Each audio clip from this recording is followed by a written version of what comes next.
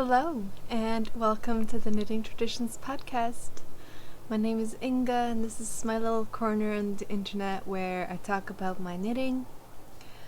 Last episode, the sound quality was really bad because of the wind, so today I'm trying to record in a little corner on my balcony, and hopefully there won't be so much sound issues.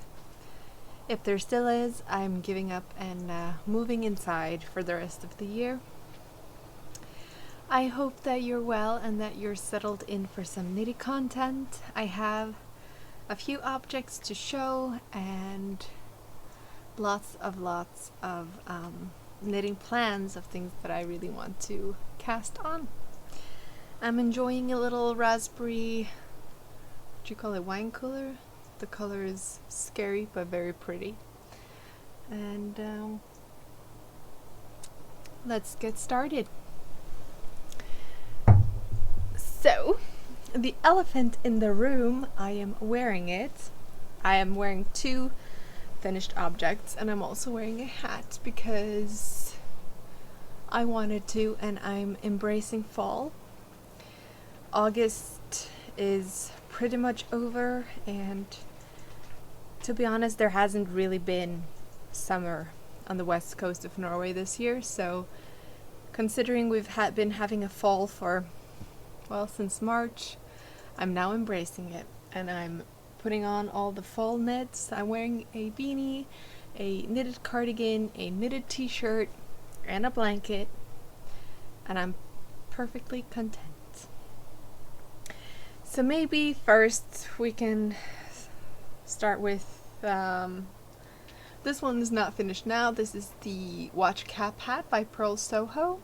I knit it in some Knitcrate yarn that I'm an affiliate member of, so it was a gifted yarn.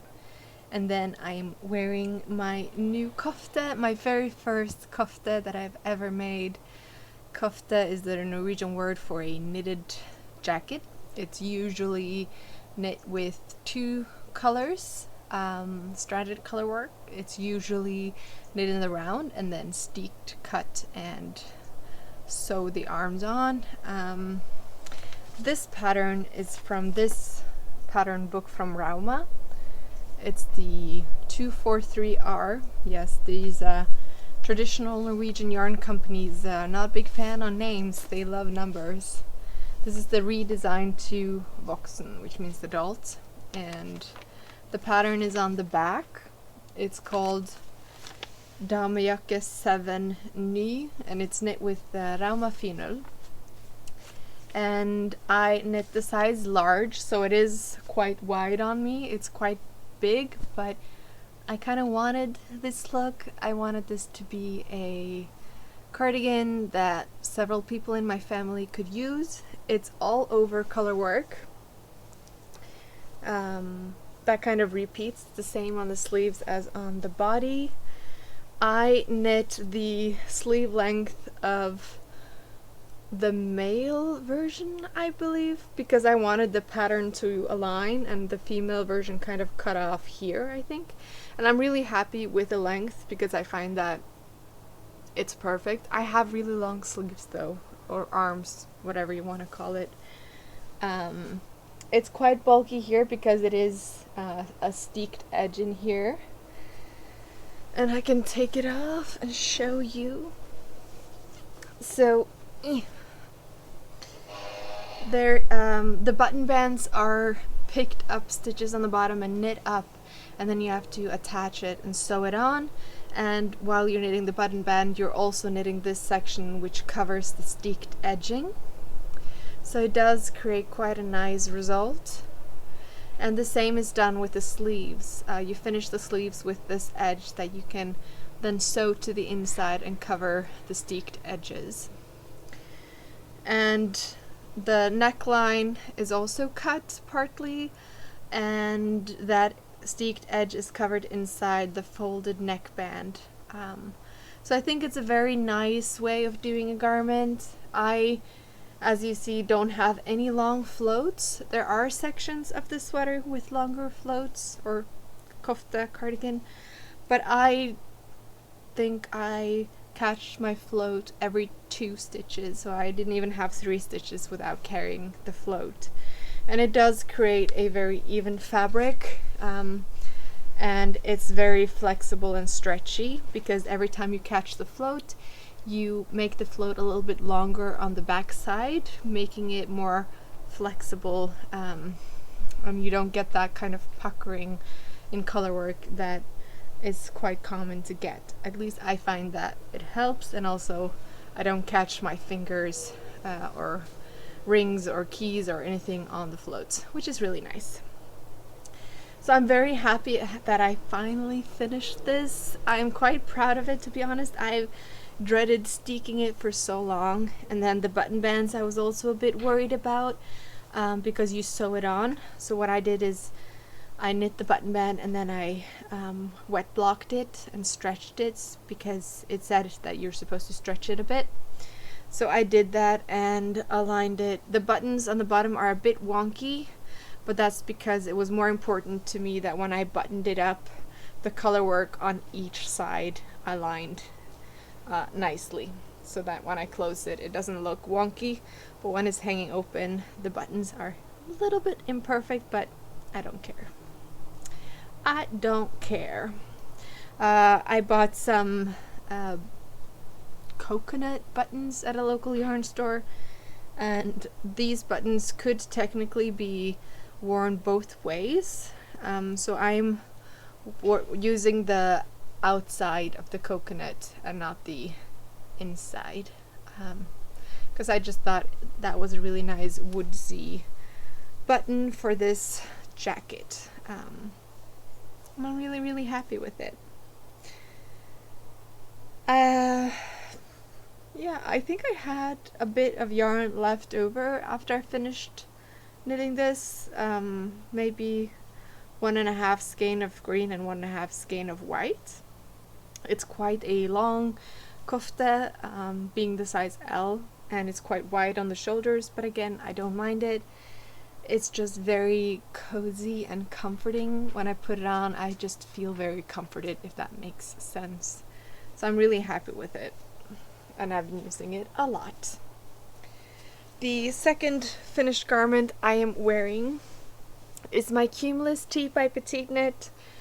I believe I knit the small size, and for this version I used the bambino from Viking garn. It's a Norwegian commercial yarn, 50% bamboo, 50% cotton, and I thought I had knit the body longer than I did, so I finished it off, and then I wanted to do German short rows to make it longer in the back and the front. But when I did the back, I realized that the slope wasn't as steep as I wanted it, so I decided to not do it on the front and instead have a straight front and then have it slope just a little bit in the back. If I make it again, I'll make sure that I knitted longer, because I thought it was longer and I was just lazy and I didn't try it on. It still fits, it's just not the modification that I had initially intended, but I'm still really happy with it. I'm gonna put my jacket back on. I think I used 5 skeins for this, definitely 4. I keep looking that way, I'm sorry, I'm just looking at my view, which is really nice, but the wind made so many people upset, so sorry. We're here today. And what else can I say? I knitted on 2.75mm needles, this top, and I didn't do the I-cord for the neckline just because I like how it looks. If I did the neckline, it would be further up, and I don't know, I kind of like the cleavage as it is. But yeah, if I'm making it again, which I probably will in the future, this is my 3rd Cumulus tee. I think what I'll do is at the sides, when it's as long as this is on the back now, I'm gonna do German short rows. This is not in the pattern, it's a modification I want to make. And then I'll do a German short row on the sides, and then I'll knit past that German short row 1 stitch, 2 stitch, 3 stitch, 4 stitch, And then after those 4 German short rows, I will do the 5 stitches, like beyond the German short row that I resolve each time, so that it gets this kind of shape.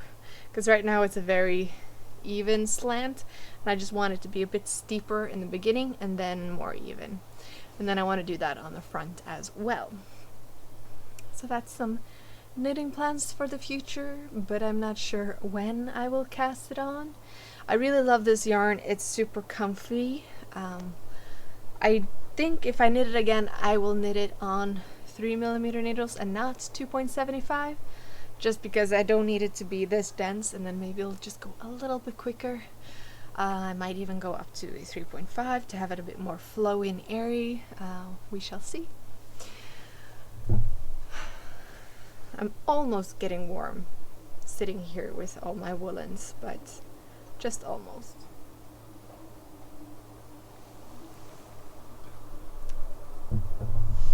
What else?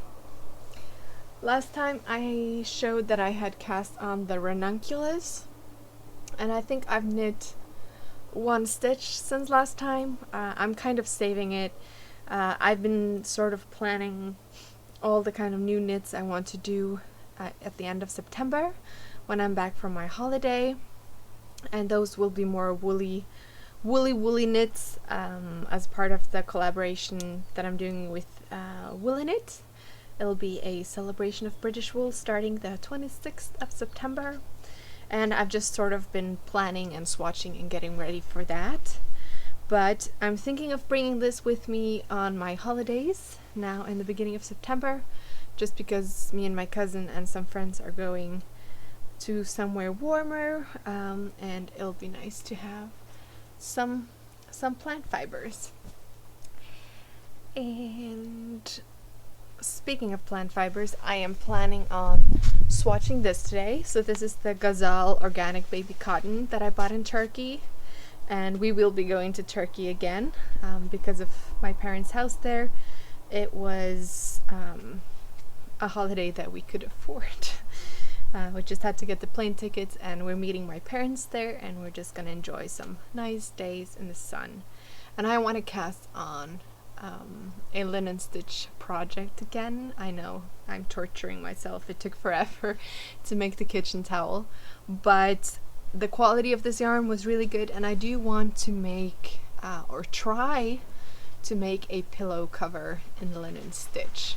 So I think I will go up a needle size or 3 this time, because it was torture to knit with such a tight gauge. So I think I'll go up some needle sizes and maybe do a swatch, or might just cast on and just stretch it and see if it will fit a pillow. I could just stuff it as well. I don't have to use a pre-made pillow. I could just stuff it with some stuffing. But I'm thinking of making the pillow with the black as the base color, and then the contrasting color in the linen stitch will be this pale beigey green kind of color. So I'm gonna be starting this one, and I'm also going to swatch today with this yarn. This is yarn that I bought in Rome at a knitting store in the city, and this is the Brilla yarn by Filatura di Crosa. It's made in Italy. It's cotton viscose. It's a cotton viscose blend. This one is mostly viscose. She said that these were mostly cotton. It's 60% cotton and 40% viscose. And I believe this is thicker. I want to make the new t-shirt by James N. Watts. I bought the pattern. I need to look and see if I can make one half with this, and then maybe go up a needle size to make the other half with this. I just haven't quite decided yet. I need to swatch to find out, but it would be really nice to be able to knit it with this. So I'm going to be swatching for this today. And I started a project today already. So this is the oak beanie. Sorry, I had to get rid of some noisy stuff in the wind. This is the oak beanie by Vera. I'm butchering your name, sorry. She's from Finland, and I believe it's a very Finnish name. I do believe she lives in Finland. And this is a free pattern, and I downloaded it over a year ago. I've sort of been hoarding free beanie patterns because sometimes I just need to be suggested a stitch count for the yarn that I have, because I do like to go into my stash. I don't know if you're more of a person who buys yarn for a project, but I like to find projects for my yarn. So that's what I did today. I have this yarn right here from Hodgepodge Skeins. It's an Australian-based company, and I was gifted this yarn, I think it was in the spring, and this has been on my shelf, and in the past few days I was looking at it, and I'm starting to get into the fall mood, and I figured, wouldn't it be nice with an orange squishy chunky hat. This is bulky weight, I would say. It's 96 meters per 100 grams. So I looked through my patterns. I went on Ravelry as well. I tried to find a pattern that would suit this yarn. The closest I got was the Oak Beanie by Vera. It's supposed to be, I think the yarn in this pattern is 130 meters per 100 grams. So this is definitely a thicker yarn. So what I did is I chose the smallest size, and then I went up half a needle size of what was suggested in the pattern, just because I didn't want it to be too dense. I do want it to be stretchy and just a little bit of air in it as well. And I have a very small head, so I think that this is going to be perfect for me. And I cast it on this morning. We're now around, I don't even know what the time is. It's 2 in the afternoon. And so I've been knitting on this for 3.5 hours. And I'm already on the crown decreases. So if you need a palette cleanser, I highly recommend this pattern. It's knitting up so fast, and I'm loving the simplicity of just a 1x1 rib. Not sure how I feel about the decreases, but whatever, I don't care. I could even turn it inside out in the end if the decreases look better. No, they don't. Oh well. But yeah, it's a very simple bottom-up hat, and I'm almost done with my first ball, so I do think I'll have to break into the second skein to finish this hat. What I could do with the leftover is to cast on a smaller one that I could gift in the future to someone who has kids. My head size is basically a kid size. So this is a 72 stitch hat. It's like my pumpkin hat. I realized that most of my hats I've knit in neutral colors, except for a green and red one that I have at the cabin for skiing. And I just really wanted some colorful hats. So yeah, I am making this. And this yarn from Hodgepodge is 100% merino, I believe. It's 100% Australian merino wool. It's a 16 ply. My forehead is very sensitive, so I do think that even this 100% merino, which is non-superwash, I think even this will be like slightly itchy on my forehead, but it's gonna be one of these sort of beanies that I'll wear with my hair down, just to have a bit of warmth, or as a statement accessory piece, just because of the color. So yeah, no, I think it's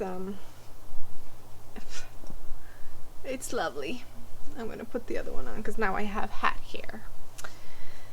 So yeah, I'm going to be switching needles. I'm knitting on my 5.5 Leica needles, and the circumference is getting too small for the small circular, so I'm gonna change these interchangeable cords into a longer one, probably like an 80 or 100, centimeter cord, and I'll magic loop the end of this, and it's going to be done within a very short amount of time.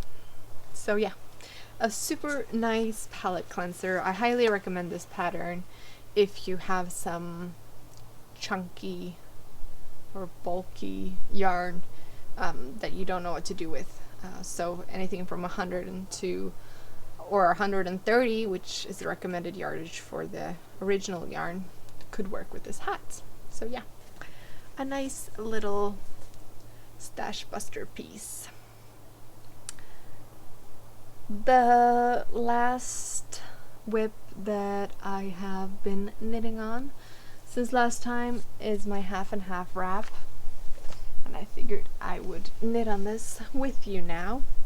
I'm almost done with this. This is a free pattern from Purl Soho. I modified the stitch count.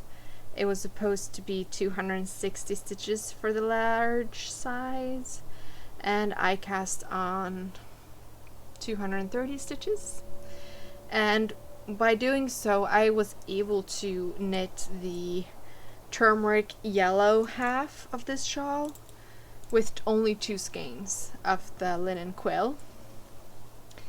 And I've done an I-cord edge on one side and then German short rows to do the turns. However, as I was doing the oatmeal gray, I have run out of yarn with, let's see, 2, 4, 6, 7 German short rows to go.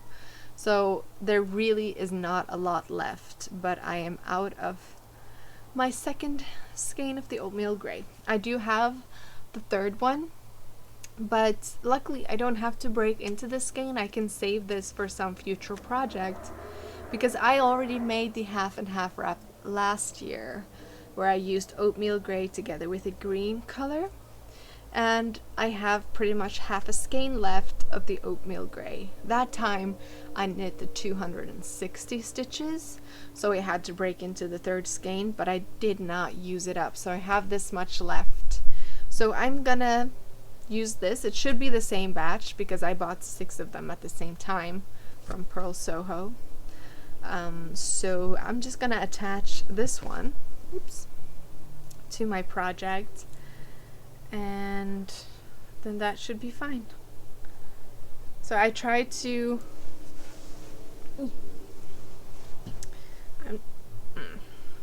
I haven't bothered spit splicing the ends this time. Instead, I've tried to join the yarn either at the center part here, so it's easy to kind of weave it in on the back side and hide it, or along the I-cord edge, so I can kind of put it into the I-cord edging and hide it that way.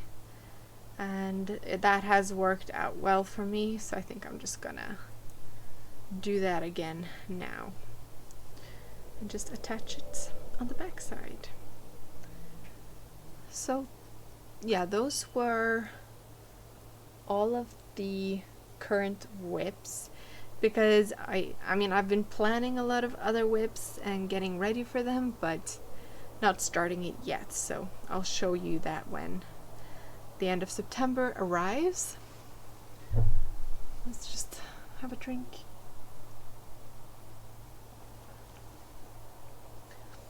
So we finally got furniture for our balcony. Just have not really been able to use any of it until now, but I'm hoping for a nice fall. My tomato plants are still in the flowering stages, so that will tell you a little bit about the summer that we've had. But my lemony,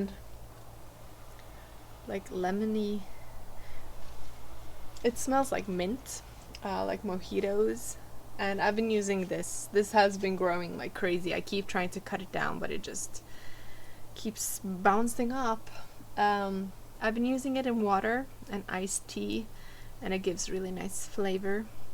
The lavender that I planted, 2 different types, have also really been enjoying this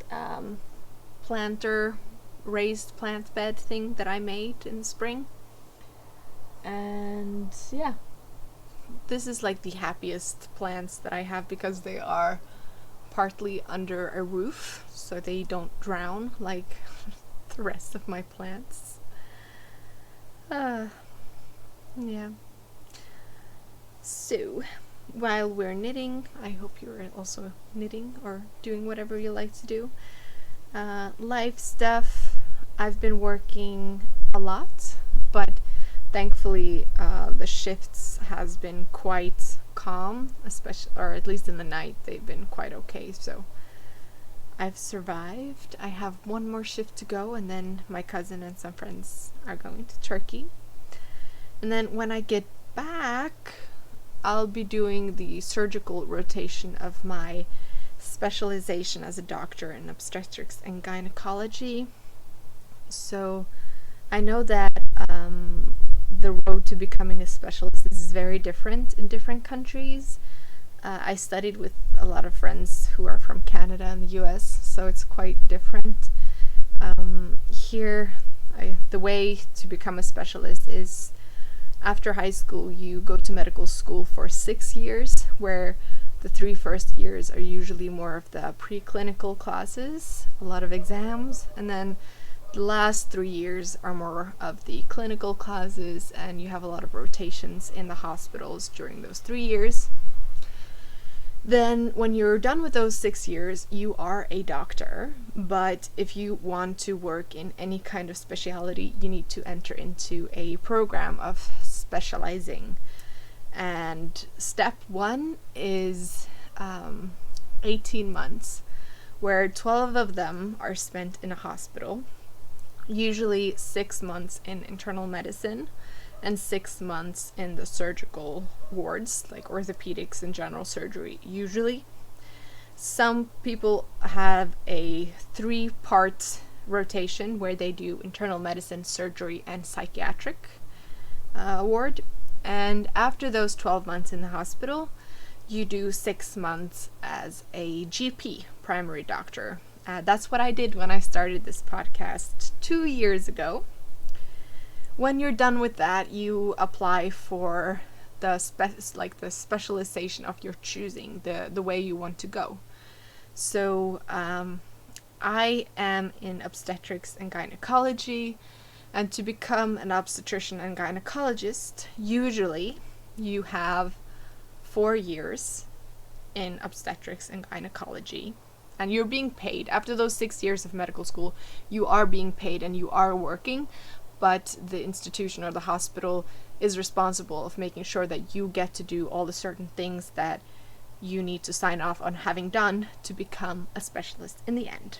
So usually 3 or 4 years in OB-GYN, and then 6 to 12 months in general surgery, because as an obstetrics and gynecologist, you're also a surgeon, and you should also know how to fix bladder injuries and bowel injuries and anything that might get injured during a gynecological surgery. So you do 6 to 12 months in general surgery as a part of the specialization, and then usually 18 months in a super specialized university hospital, where mostly we focus on deliveries, like difficult deliveries with vacuum deliveries and just more specialized things that you don't see that much in the other hospitals. So you have 18 months there to kind of get all of those things done as well.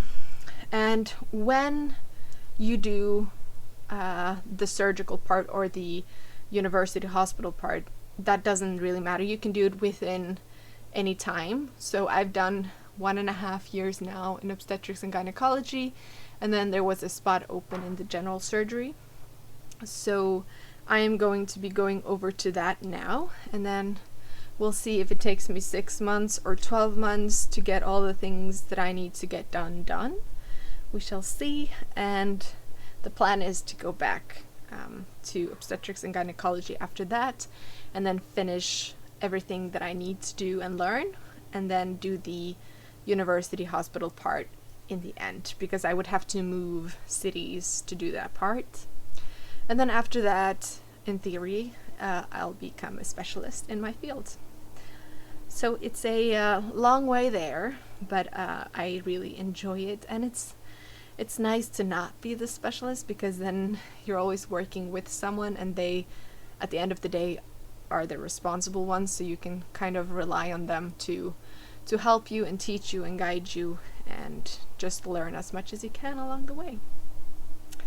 But I am dreading a little bit changing, because I'm starting to get comfortable in my field and it's not so scary being on call all the time. But now that I'm changing to general surgery, I'll be the new one again, and there's lots of procedures and things that I need to kind of wrap my head around, and I need to learn a lot quickly,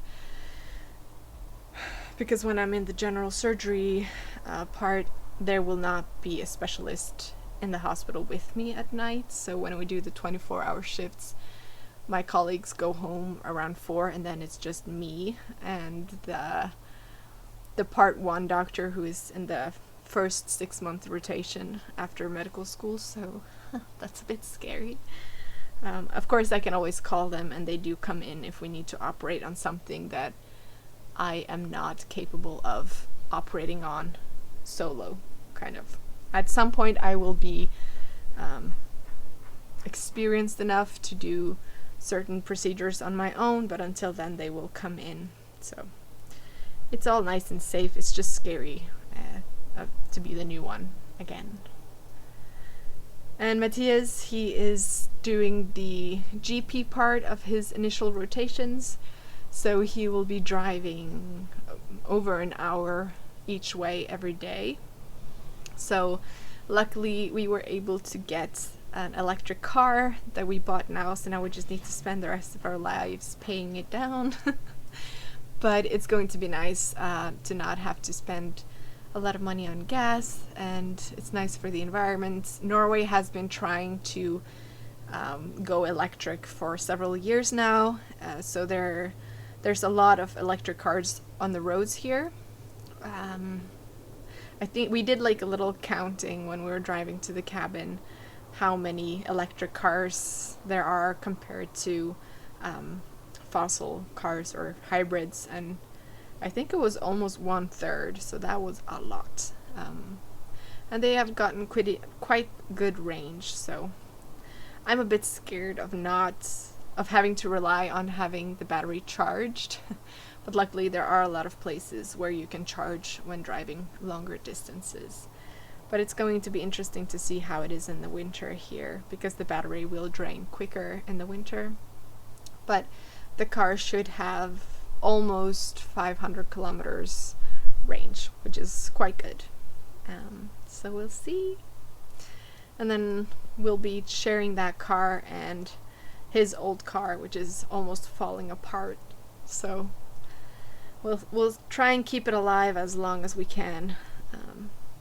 So I am on a little bit of a yarn buying ban, but I am buying yarn from my own stash. I'm not buying, I own it, but I'm kind of shopping in my own stash and finding a lot of joy in that.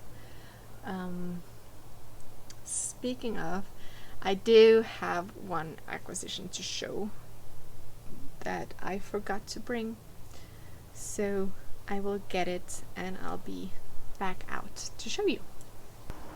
Some friends from work suddenly stopped by, so I don't remember where I was, but I did manage to get the little yarn acquisition I bought since last time. So I really enjoyed knitting with this yarn and it feels really lovely, so I wanted to get some more bambino, but I couldn't really justify getting it because I could buy it at a later time. I don't think it's going out of production, but then there was a 50% off, so I did end up buying 3 colors. And I think this was like 27 kroners, so it's $2.50 per ball, and I think I got 6 and 5 balls of each. I think I got 2, 4, 5, 6 of this one, or maybe I got 6 of all of them. That's good because I used 5 for this and I want to make it longer in the future. So I have 6 balls of each.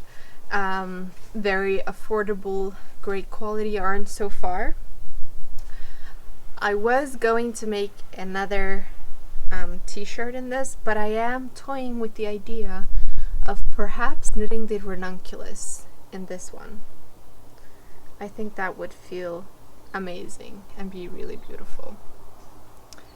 And if I don't use it for t-shirts, this would also be great yarn to use for baby knits, for summer babies. So if I have friends who are knit-worthy that will have babies at some point, then that might be something in the future. So this is the color 434 and this is 452. It's like a nice terracotta, and this is a beautiful silvery green, and the black yarn is the 403. They only have one black yarn in the bambino, so we'll be able to find it. So yeah, that was a little bit of acquisitions. Didn't break the bank, so don't feel too bad about it. And yeah, I hope I'm still in frame, because when I did get up to get the yarn, my phone and microphone camera setup all kind of fell down, so I'm hoping I'm in frame and that you can see and hear me.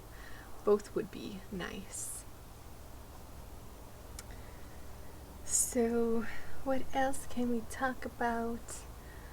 Not knitting related. I've been watching a lot of TV shows when I've been between shifts, just because I've been tired. I did start going to the gym for the first time in 3 years, so that has been good.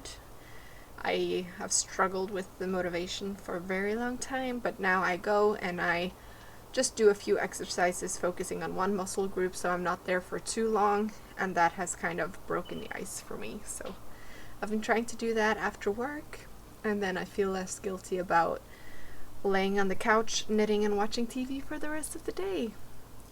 But now I'm sort of running out of TV shows. I watched the first episode of House of Dragons, and I really liked it. I've seen Game of Thrones several times, over and over. I love that series.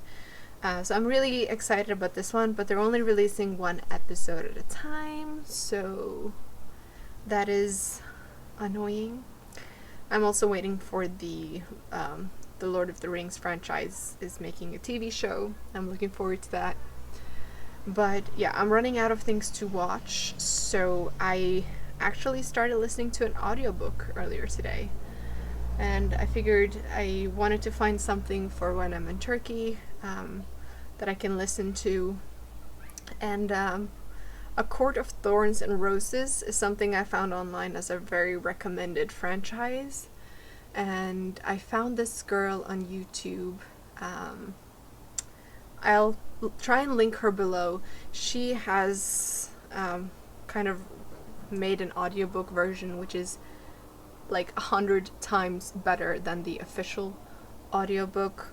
She's very open about how she's not an official audiobook, but she has added sound effects and like cartoon drawings to match what she's reading, and it's a work of art. So I've really been enjoying listening to her, and I'm going to get one of these audiobook apps so that I can listen to all the books if I enjoy them. I am a huge fan of the fantasy genre, so that will tick my boxes, hopefully. And oh, now we're getting towards another German short rows, but all my stitches are loose because I joined the new yarn. I like to keep a stitch marker where I'm supposed to do the next German short row, just so that I can knit and not think until I reach it. I did try to help one of my bosses with a baby blanket. She was knitting one of those Garter baby blankets where at first you increase, and then once it's big enough you decrease, and that it creates a square. And it was just knit in Garter. But it was so boring I mean, this is all Garter too, but you kind of have the two color triangles to look forward to see how they're forming. You have the I-cord edge on one side, you have a German short row on the other side, and every row, the row is either decreasing or increasing, so there's sort of a progress happening, and it just has a little bit of interest, while that plain colored Garter square was just yawn. It was not fun. So I helped her finish one ball of yarn, and then I gave it back to her and said, sorry, I need to work on things of my own that gives me joy. Hopefully she's able to finish it herself or find someone else. I just have too many things that I want to knit on and too much yarn that needs to be knit up. So I helped her a little bit, but I wanted to get back to my own Garter schlanket shawl. So I don't know if my knitting is even in frame, but if those of you who are new, I am a continental knitter. I kind of just pick the strand of yarn which is over my left index finger, and I put it over my finger, and then I just hold the yarn next to my work so I don't wrap it around anything. And I did a little experiment to see how many stitches I could knit. So I would shove the stitches onto my left needle, and then I held the yarn, because since I'm not wrapping the yarn around anything, there's no limitation to how many stitches I could knit without letting go of my work and having to adjust. So I found that I could knit 70 stitches without having to kind of shift my hands or shuffle stitches or whatever. The limitation really was, at one point, the amount of stitches on the right needle felt like a big bump of yarn in my right hand, so I had to sort of do like this to make more space on the right needle. So I don't know, I guess that kind of increases the speed of knitting for me. It also makes it quite effortless to knit, especially stockinette. There's no limitation, and I find that it gives it a very nice and even tension for me, just because the yarn is in the crease of my fingers usually is where it'll lie, and then against the work. So if I just squeeze my hand more on the needles, that sort of tensions it a bit more, or because there is a bit of traction or resistance because it's against all of the skin here. If I pull this finger further up, that will also increase the tension.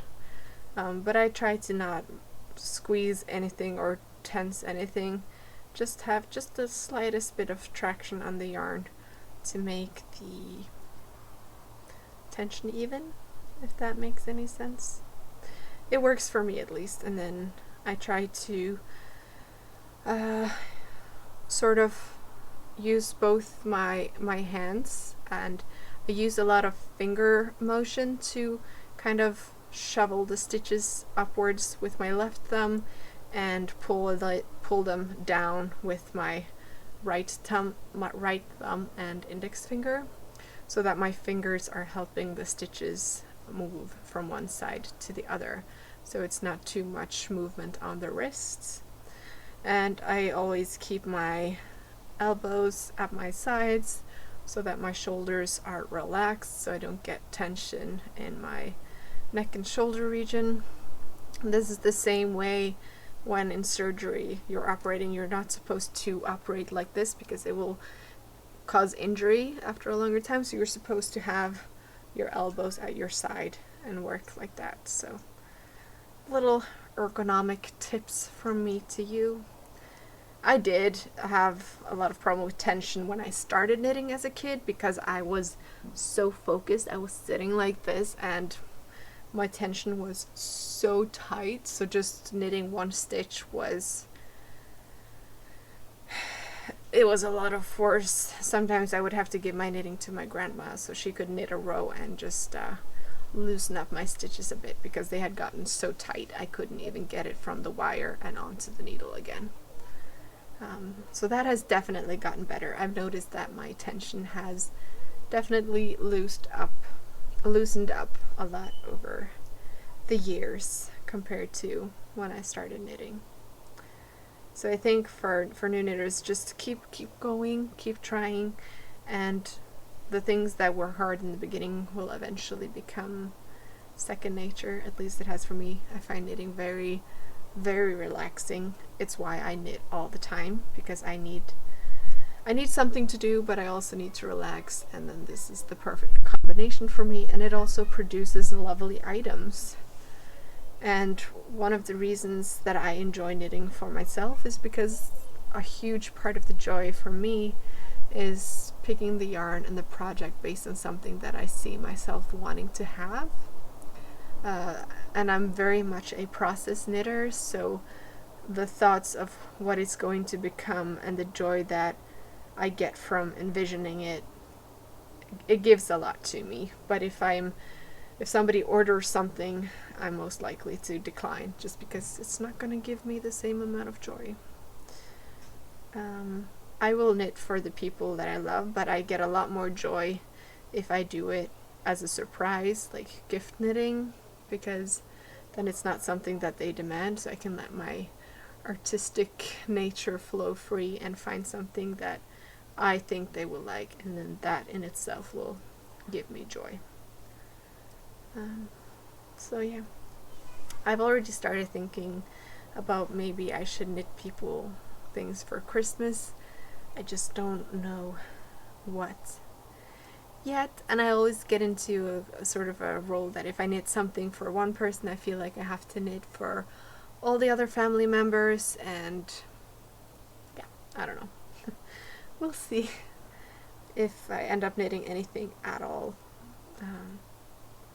It would be nice to knit from Advents as well this year. I ordered some at the beginning of the year from Zakami, and I'm really looking forward to it. And it would be nice to maybe knit or crochet something from those.